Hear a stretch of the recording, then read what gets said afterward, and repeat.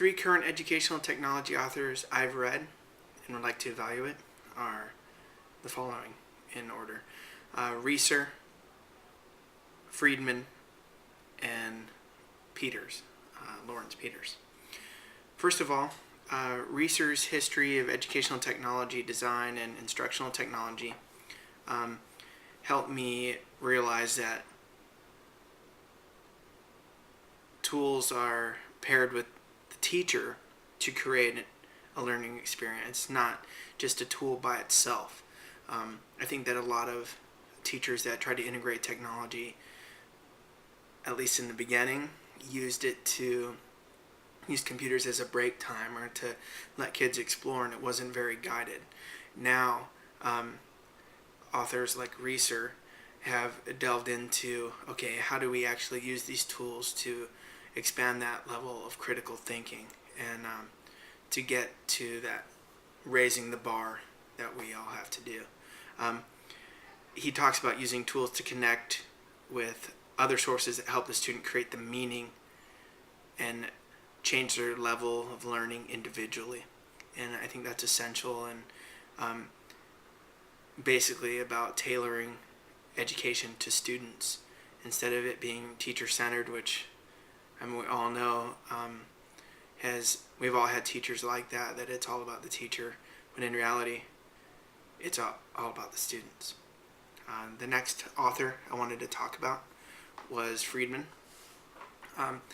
In his piece, The World is Flat, it really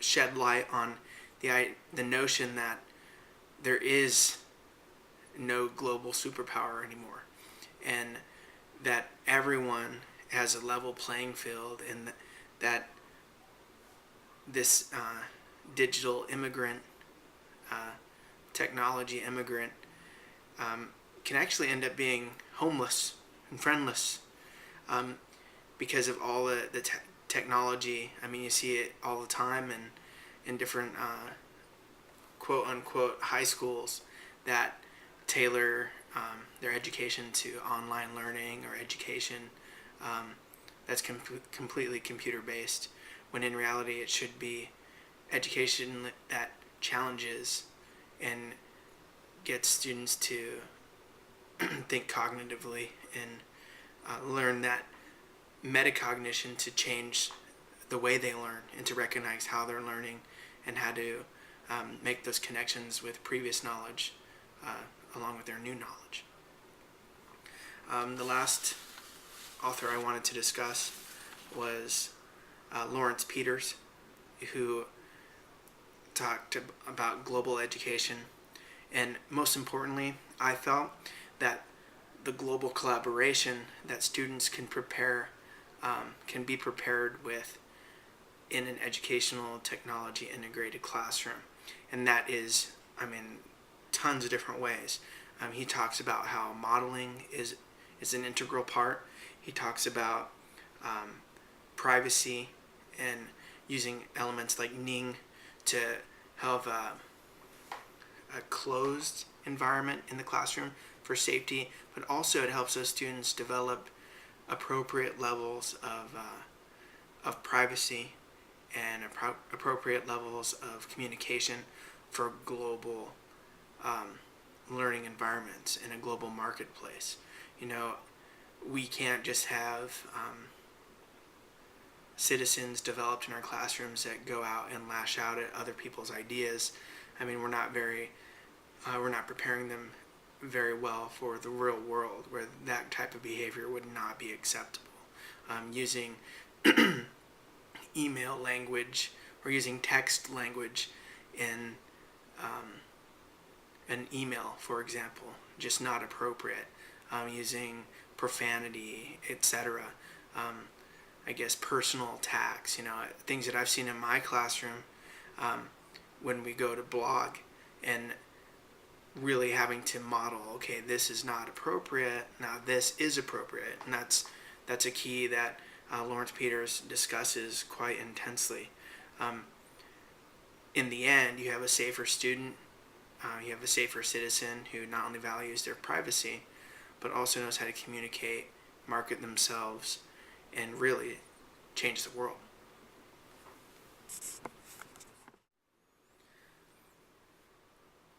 Two authors that I would like to discuss through our course readings that touch upon the history of technology use in schools are Smith and Throne and Reiser, who talks about the history of educational technology in his piece. The first, Smith and Throne, discuss how differentiated instruction and technology have been used previously, and I think most educators have seen it in 504 plans and IEPs, individual education plans, that were accommodating students, like, oh, you can use a keyboard, oh, this and that, can use a word processor, and that was how technology was really used in the beginning.